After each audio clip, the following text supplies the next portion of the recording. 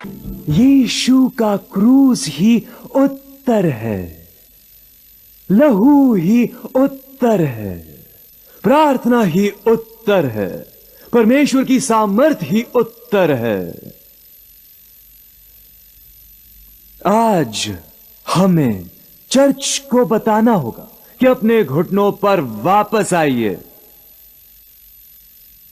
प्रभु को पुकारिए। National Tennessee में Morris सेरेलो के 41st वर्ल्ड कॉन्फ्रेंस में प्रचार करते समय पास्टर बेनी ने बताया कि विश्वासी प्रार्थना नहीं करते हैं क्योंकि वो परमेश्वर का पवित्र भय खो चुके हैं, अब उसकी उपस्थिति में प्रसन्न नहीं रहते हैं। पास्टर बेनी ने प्रार्थना न करने के परिणाम भी बताए, जिनमें प्रभु शांत रहता है, अंधकार आता है और अलौकिक सुरक्षा की कमी होती है और स्वर्गीय मार्गदर्शन की कमी होती है। अगर आपका जीवन ऐसा है जो उत्साहित हो जाए, ये सब और भी बहुत कुछ प्राप्त किया जा सकता है अगर आप निरंतर और प्रभावी प्रार्थना की ओर लौट आते हैं। माफी नहीं है, प्रार्थना नहीं तो माफी नहीं है।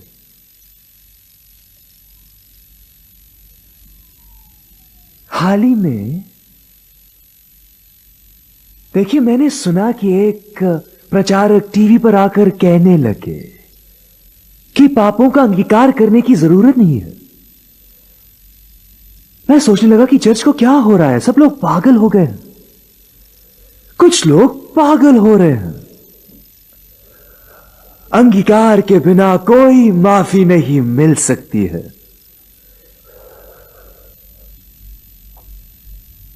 इसलिए हर भक्तिपूर्ण व्यक्ति तुमसे प्रार्थना करेगा ताकि उसे स्वीकार कर सके। भजन में हम पढ़ते हैं, अंगीकार जरूरी है, माफी नहीं मिलेगी अगर वो प्रार्थना नहीं करेंगे तो। और यह बहुत ही डरावना है। दुष्ट अपना नाश अपनी आंखों से देखेगा, दया नहीं होगी। जब आप ये वचन पढ़ते हैं अय्यूब 21 में, आप प्रार्थना न करने का परिणाम देखते हैं तो कहेंगे, अच्छा होगा अगर घुटनों पर वापस आ जाऊं। बाइबल हमें स्पष्ट बताती है अय्यूब 15 में कि लोग इसलिए प्रार्थना नहीं करते हैं क्योंकि वो परमेश्वर का डर खो चुके हैं। जब प्रभु का डर नहीं होता है, प्रार्थना नहीं होती है।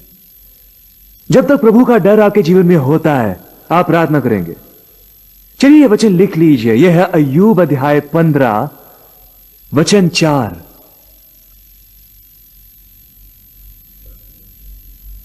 अय्यूब 27:10 कहता है, लोग प्रार्थना करना बंद करेंगे जब प्रभु में प्रसन्न होना बंद करेंगे। प्रभु से प्रसन्न नहीं होते हैं तो उससे बातें भी क्यों करें।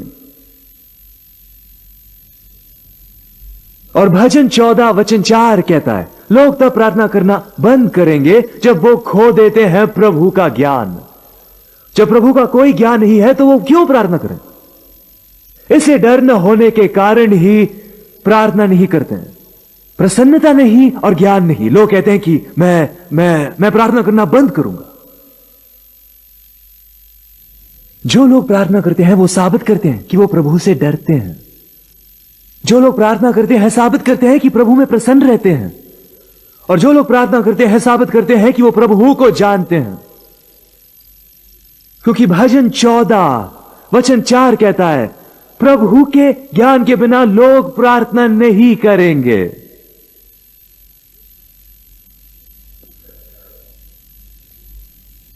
अब भाइयों और बहनों, संसार के लिए आगे खतरनाक दिन है, लेकिन उनके लिए नहीं जो प्रार्थना करते हैं। अब आप जो प्रार्थना करते हैं, आप अनुभव करेंगे अय्यूब 28 का, जो पूरी बाइबल में सबसे अद्भुत प्रतिज्ञाओं में से एक है। यह सबसे महान प्रतिज्ञाओं में से एक है प्रार्थना के बारे में। यह कहता है, उसका मार्ग कोई मांसाहारी पक्षी नहीं जानता है, किसी गिद्ध की दृष्टि उस पर नहीं पड़ी, उस पर हिंसक पशुओं ने पांव नहीं रखा, और न से होकर कोई सिंह कभी गया है। यह सबसे अद्भुत प्रतिज्ञाओं में से एक है प्रार्थना के बारे में। एक मार्ग है, ध्यान दीजिए, एक मार्ग है जिसे कोई हिंसक पक्षी नहीं जानता है। दूसरे शब्दों में, ये पक्षी दुष्ट आत्माएं वो स्थान नहीं जानती हैं। कुछ ही पल में इस स्थान के बारे में बताऊंगा। एक मार्ग है जिसे कोई पक्षी नहीं जानता है, किसी गिद्ध की आंखों ने इसे नहीं देखा है। गिद्ध क्या है? दुष्ट आत्मा है। किसी गिद्ध की आंखें ने उसे नहीं देखा। सिंह यानी दुष्ट आत्माओं के पांव उस पर नहीं पड़े। कोई दुष्ट आत्मा वहां नहीं आ सकती है, और कोई हिंसक सिंह यानी शैतान उससे होकर नहीं गुजरा। कौन सा स्थान? जो परम प्रधान के छाए हुए स्थान में बैठा रहे। वो सर्वशक्तिमान की छाया में ठिकाना पाएगा। मैं यहोवा के विषय में कहूंगा, वो मेरा क्या है? क्या है वो? मेरा शरण स्थान और मेरा गढ़ है। और उस सुरक्षा के स्थान में कोई विपत्ति तुझ पर न पड़ेगी, ना कोई मरी तेरे डेरे के निकट आएगी। अच्छा होगा अगर आप वहां वापस आए। मैंने कहा अच्छा होगा अगर आप वहां वापस आए। आप बाहर रह चुके हैं काफी समय से। इसलिए बाइबल कहती है अय्यूब 28:7-9 में, एक स्थान है, एक मार्ग है जिसे कोई पक्षी नहीं जानता, किसी गिद्ध की आंखों ने नहीं देखा, किसी हिंसक पशु के पैर नहीं पड़े, न कोई हिंसक सिंह वहां से गुजरा है। यह प्रार्थना और सुरक्षा की जगह है। ऐसा स्थान है जहां प्रभु आपके जीवन पर शरण बनाता है। और उस स्थान पर आप जानेंगे कि क्या आने वाला है। देखिए, नीति वचन 27 में यह कहता है कि बुद्धिमान मनुष्य विपत्ति को आते देखकर छिप जाता है, परंतु भोले लोग आगे बढ़कर चले जाते हैं और दंड पाते हैं। जानते हैं इसका क्या अर्थ है? बुद्धिमान मनुष्य एक ज्ञानी मनुष्य है। यह है नीति वचन 27 का वचन 12। आप बाद में इसे देख सकते हैं, अब लिख लीजिए। बुद्धिमान मनुष्य विपत्ति आते देखकर प्रार्थना करता है, छिप जाता है यानी प्रार्थना करता है। लेकिन पापी, हिब्रू कहता है कि मूर्ख मनुष्य जो प्रार्थना नहीं करता है, लेकिन मूर्ख आगे बढ़ता है जैसे प्रार्थना को भूल गया हो, और वो सजा पाते हैं। क्षितिज पर बुराई है संतों, क्षितिज पर बुराई है। यह समय है कि छिप जाएं प्रभु में, ताकि बुराई आपको स्पर्श न करे।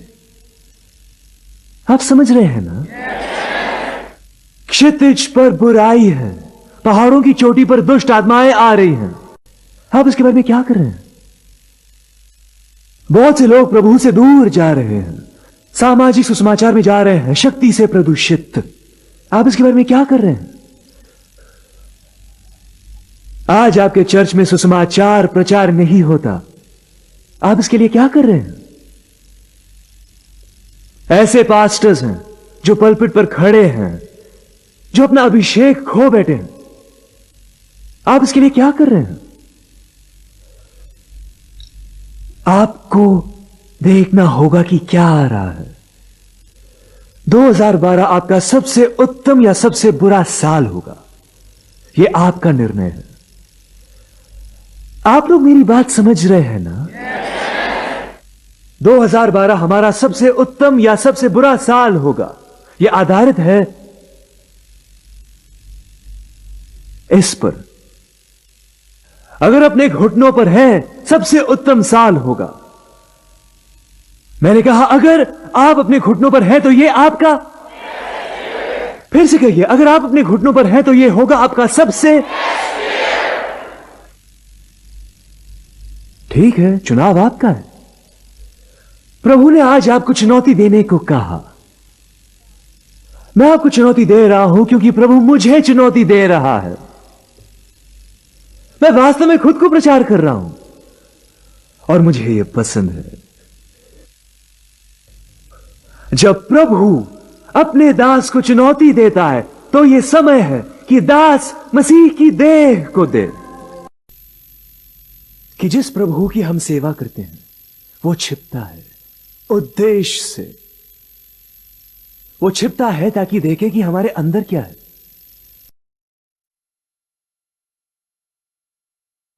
वो छिपता है, प्रभु को छिपना पसंद है। यशाया अध्याय 45 वचन 15 में यह कहता है कि तू ऐसा परमेश्वर है जो खुद को छिपाता है। वो छिपता है उद्देश्य से, ताकि देखें कि हमारे अंदर क्या है। आप इसे देखकर चकित हो जाएंगे। दूसरा इतिहास 32 वचन 31 में यह कहता है कि प्रभु हिजकिय्याह से दूर हो गया ताकि देखें कि उसके दिल में क्या है। याद है किसी को यह वचन? किसी ने यह वचन कभी पढ़ा है? अगर पढ़ा है तो अपने हाथ उठाइए। जी, दूसरा इतिहास 32 वचन 31 में यह कहता है कि प्रभु ने खुद को दूर किया। अच्छा होगा मैं आपके लिए पढ़ के सुनाऊं तो। उसने खुद को दूर किया उसके दास उस राजा से, ताकि पता लगाएं कि उसके अंदर क्या है। चलिए देखते हैं। परमेश्वर ने उसे छोड़ दिया कि उनको परख कर उसके मन का सारा भेद जान ले।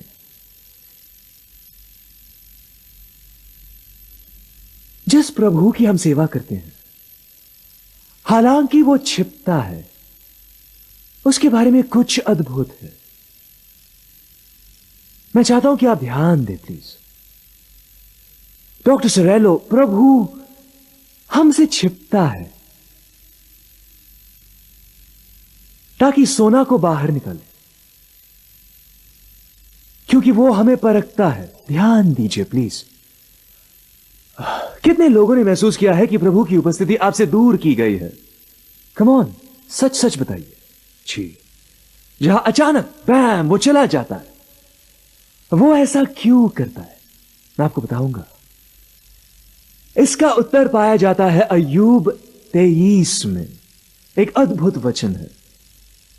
वचन 8, 9 और 10 में यह कहता है, देखो मैं आगे जाता हूं लेकिन वो नहीं मिलता, मैं पीछे हटता हूं परंतु वो दिखाई नहीं पड़ता। जब वो बाईं ओर काम करता है तब वो मुझे दिखाई नहीं देता। वो दाहिनी ओर ऐसा छिप जाता है कि वो मुझे दिखाई नहीं पड़ता। अब यह प्रभु के बारे में कहता है जो छिप रहा है। यह अय्यूब 23 वचन 8। मैं आगे जाता हूं, वो वहां नहीं है, पीछे जाता हूं, वहां नहीं है, अपनी बाईं ओर देखा, वहां भी नहीं है, दाईं ओर देखा, वहां भी नहीं है।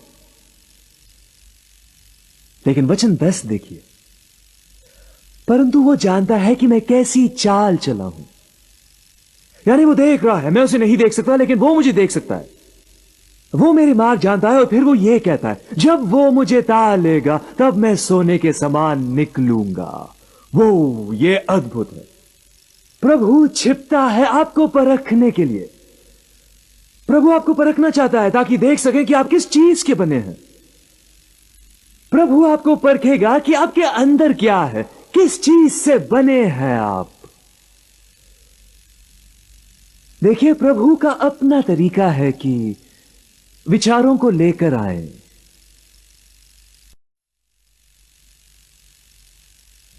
ताकि आपको घर वापस लाए। भाइयों और बहनों, आप तैयार हैं कि प्रभु का हाथ आपके लिए नए रूप में काम करते हुए देखें? मैं आपसे फिर से पूछना चाहूंगा, आप तैयार हैं कि प्रभु आपके लिए कुछ नया करते हुए देखें? इस वचन को ध्यान से सुनिए। आप लोग सुन रहे हैं ना? हां। आपको वो कहानी याद है ना, जब योआब एक स्त्री के पास जाता है जो बुद्धिमान स्त्री थी, ताकि राजा दाऊद को सहमत करें कि वो अपने बेटे अबशलोम को घर वापस लाए। अबशलोम अपने पिता से दूर भाग गया था, याद है ना, जब उसने अपने भाई की हत्या की थी। और वो अपने नाना के पास जाता है, अपनी मां के पिता के पास जाकर रहता है। तो ये स्त्री योआब उसके पास जाता है। उसे कहा कि जाकर राजा से कहना। तो वो राजा दाऊद के सामने खड़े रहकर यह शब्द कहती है, जो पूरी बाइबल में सबसे सामर्थ्य वचन है, जो आपको प्रभु का दिल बताता है। ये यही कहता है।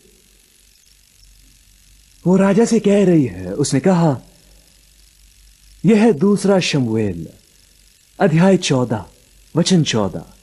आप लोगों को शायद बाद में इसे पढ़ना चाहिए, लेकिन अभी इसे लिख लीजिए पेपर पर, यह अध्याय का नंबर लिख लीजिए। हमको तो मरना ही है और हम भूमि पर गिरे हुए जल के समान ठहरेंगे जो फिर उठाया नहीं जाता। तो भी परमेश्वर पक्षपात नहीं करता है। अब इसे ध्यान से सुनिए। वरन ऐसी युक्ति करता है कि निकाला हुआ उसके पास से निकाला हुआ न रहे। वो उसने राजा से कहा, उसने कहा, राजा, हम सब एक दिन मर जाएंगे। हम उस जल के समान है जो भूमि पर गिरता है और उसे फिर जमा नहीं किया जा सकता है। और फिर वो राजा से यह बुद्धिमानी की एक बात कहती है। उसने कहा, सुनिए, मैं ये भाग फिर से पढ़ना चाहता हूं, यह बहुत अद्भुत है। परमेश्वर किसी का पक्षपात नहीं करता है, वरन ऐसी युक्ति करता है कि निकाला हुआ उसके पास से निकाला हुआ न रहे। प्रभु ऐसे मार्ग निकालेगा कि हमें घर वापस लाए। हम सब मर जाएंगे। हम उस जल के समान है जो भूमि पर गिरा हुआ है। लेकिन प्रभु किसी मनुष्य का पक्षपात नहीं करता। वो हमेशा एक मार्ग निकालेगा कि अपनी संतान को वापस लाए। वाह! अपने हाथ उठाकर उसे धन्यवाद करें। मैं विश्वास करता हूं कि प्रभु इसी समय आपके जीवन में ऐसे ही कर रहा है। वो चीजों का उपयोग कर रहा है कि आपको क्रूस के पास वापस लाए। वो आपके जीवन में चीजों का उपयोग कर रहा है कि आपको जगा दे। बिल्कुल जैसे उड़ाव पुत्र अपने आप को जान गया। आप मेरी बात समझ रहे हैं ना? क्या यह संदेश आपके लिए है? अगर यह आपके लिए है तो अपने हाथ उठाइए। जी धन्यवाद। यानी यह आज के लिए संदेश है। देखिए, प्रभु खुद अद्भुत युक्ति करके आया है ताकि आपको अपने आप में लाए। क्योंकि पिछले कुछ साल से आपने प्रार्थना नहीं की है। आपने केवल शब्द कहे हैं और आपके जीवन में कोई परिणाम नहीं मिले हैं। आप अब भी उन्हीं दुष्ट आत्मा से लड़ रहे हैं जिनसे 1 साल पहले लड़ते थे। यह समय है कि आप आजाद हो जाएं। आप आजाद होंगे अगर आप इस बाइबल की बात मानते हैं तो। तुम मुझे पुकारो और मैं तुम्हें उत्तर दूंगा और तुम्हें महान और सामर्थी काम दिखाऊंगा। कहिए, महान और सामर्थी काम कहिए। वो महान और सामर्थी काम मेरे भाई, प्रभु की उपस्थिति, प्रभु की महिमा, प्रभु की आजादी, प्रभु का छुटकारा है। आपको उस जगह वापस आना होगा जहां दुष्ट आत्मा आपको ढूंढ नहीं सकते हैं। जो उस गुप्त स्थान में वास करता है, इसे एक कारण से ही गुप्त कहा गया है। यह गुप्त है क्योंकि शैतान नहीं जानता है कि यह कहां है। नहीं तो फिर इसे गुप्त नहीं कहा जाता। किससे छिपा है? शैतान से और उसके लोगों से। लेकिन धर्मी जानता है कि यह स्थान कहां है, लेकिन इस जगह को शैतान नहीं जानता है। अब देखिए, यह बहुत ही जरूरी है। आपको प्रभु को खोजना होगा अपने पूरे व्यक्तित्व के साथ, क्योंकि अधूरे दिल से की प्रार्थना काम नहीं करेगी। यानी यिर्मयाह 29:14 कहता है, अपने पूरे दिल से। तुम्हें अपने पूरे दिल से उसे खोजना होगा। धर्मी जन की निरंतर और प्रभावी प्रार्थना से बहुत कुछ होता है। प्रभु आपको उत्तर नहीं देगा अगर आपकी प्रार्थना निरंतर और प्रभावी नहीं है तो। अधूरे दिल की प्रार्थना अनदेखी होगी। वो आपके अधूरे दिल की पुकार को अनदेखा करेगा। निरंतर प्रार्थना, धर्मी जन की प्रभावी प्रार्थना, प्रभु ये प्रार्थना सुनता है अपने पूरे दिल से। यीशु लूका 18:1 में क्या कहता है? प्रार्थना करते समय हिम्मत ना हारे, प्रार्थना करें और कभी हिम्मत ना हारे, क्योंकि वो जानता है कि हम ऐसे ही हैं कि आसानी से हिम्मत हार जाते हैं, क्योंकि हम थक जाते हैं, परेशान हो जाते हैं। शैतान हमारे मन पर हमला करता है, परिवार के सदस्य हमारा ध्यान हटा देते हैं, जबकि परमेश्वर हमें खोजता है। अगर आप मनुष्य की संगति रख रहे हैं तो अलौकिक संगति नहीं रख सकते हैं। आप एक ही समय प्रभु से और अपने बच्चों से बातें नहीं कर सकते। यीशु ने कहा द्वार बंद करो, द्वार बंद करो, यानी अकेले हो जाइए। जब हम निरंतर प्रार्थना के बारे में कह रहे हैं, हम कह रहे हैं वो प्रार्थना के बारे में जो अपने आप बार बार बार बार बार बार बार बार की है, क्योंकि बाइबल हमें बताती है मूसा ने 40 दिन तक प्रार्थना की, एक ही प्रार्थना। यीशु ने बाद में एक ही चीज के लिए प्रार्थना की, बार बार और बार बार। एलिया ने 7 बार प्रार्थना की वर्षा के लिए, बार बार और बार बार। कई साल पहले मैं किसी प्रचारक की सभा में गया था और उनके एक सहायक प्रचार कर रहे थे। ये भाई खड़े होकर कहने लगे, ये मुख्य प्रचारक नहीं थे लेकिन उनके एक सहायक थे। उन्होंने कहा कि अगर आपने एक ही प्रार्थना 2 बार की है तो दूसरी बार अविश्वास में की है। मैं उस समय बहुत ही विचलित हुआ। उन्होंने कहा कि अगर आपने एक ही प्रार्थना 2 बार की है तो दूसरी बार अविश्वास में प्रार्थना की है। और मैंने सोचा एलिया को यह बताइए, मूसा को यह बताइए, यीशु को यह बताइए। मैं तब भी जवान था, आज की जैसे मुझे बाइबल का ज्ञान नहीं था। वो गलत थे। भाई प्रार्थना करते रहिए, प्रार्थना करते रहिए। अगर आपको प्रार्थना करनी पड़े बार बार बार बार बार बार बार बार बार बार बार बार कीजिए से, जब तक कि प्रभु अपने लोगों का प्रार्थना का उत्तर न दे और लोग कहें प्रिय प्रभु मैं अभिषेक महसूस कर रहा हूं। वो पुराना गीत याद है ना? मेरे साथ गाइए। They that wait upon the Lord shall renew their strength. They shall mount up with wings as eagles. They shall run and not be weary. They shall walk and not faint. Teach me, Lord. Teach me, Lord. आप उस आजादी के लिए तैयार हैं जिसे आपने कभी नहीं जाना। आप उस आजादी के लिए तैयार हैं जिसके लिए आप पुकार रहे हैं। 2 कुरिन्थियों 3:17 कहता है, जहां प्रभु का आत्मा है वहां आजादी है। भजन 16:11 कहता है, तेरी उपस्थिति में आनंद की भरपूरी है। यही वो संदेश है जिससे परमेश्वर मुझसे बात कर रहा है, मुझे बेनी से। मैंने इस साल अमेरिका में फिर से क्रूसेड्स शुरू किया है। करने की हिम्मत भी नहीं करता अगर पहले घुटनों पर नहीं आता। मैं हिम्मत नहीं करता मायामी जाने की फरवरी में, और मार्च में फीनिक्स जाने की, और अप्रैल में शार्लेट। वैसे मैंने नैशविल आने की भी योजना बनाई थी, लेकिन जानते हैं प्रभु ने मुझसे कहा कि जब तुम शुरू करोगे, मैं चाहता हूं कि प्रार्थना शुरू हो जाए। एक रात पहले हम सेविकाई शुरू करने से पहले प्रार्थना की सभा करेंगे, क्योंकि तब ही प्रभु की सामर्थ आती है। अपने हाथ उठाकर समर्पण कीजिए। कम ऑन, यह लड़ाई होगी। हां, शैतान आपसे लड़ेगा, लेकिन वो हार जाएगा। वो हारा हुआ है। खड़े होकर परमेश्वर से वादा कीजिए। कम ऑन, यह आपका भी साल है। स्वर्ग की ओर अपने हाथ उठाकर प्रभु के सामने वादा कीजिए।